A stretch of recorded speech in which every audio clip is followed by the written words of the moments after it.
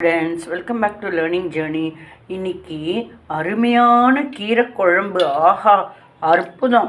பாலாக்கு கீரை வாங்கி நறுக்கி அலம்பிட்டு அதை தனியாக எடுத்து வச்சுக்கோங்க.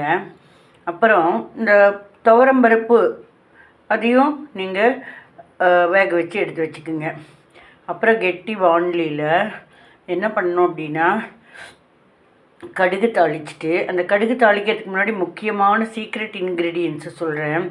பச்சை மிளகா, பெருங்காயம், பூண்டு, இந்த மூணையும் ஒரு இத்தனை எடுத்து, உங்களுக்கு தேவையானது எடுத்து ஒரு இத்தனை எடுத்து அதை நல்லா சின்ன மிக்ஸி ஜாரில் அரைச்சி அதை இந்த கடுகு தாளித்த உடனே அதை போட்டு வணக்கிட்டு, அப்புறம் தக்காளி வெங்காயத்தை நல்லா வணக்கிட்டு, அப்புறம் கீரையை நல்லா வணக்கிட்டு, வேக வச்ச பருப்பை போடணும்.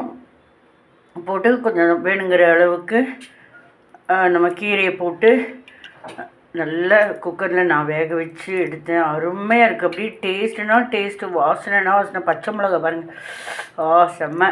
எல்லோரும் போட்டு சாப்பிடுவாங்க. இங்கே இருந்துச்சு, இப்போ அங்கே போயிடுச்சு பாருங்கள். இதுக்குள்ளேயும் இதெல்லாம் இட்லி தோசைக்கு தொட்டுக்கலாம், பிணைஞ்சி சாப்பிட்லாம். இதுக்கு தொட்டுக்க சிப்ஸோ பொரியலோ உருளைக்கிழங்கோ இதை தொட்டுக்கலாம். செம்ம டேஸ்ட்டு.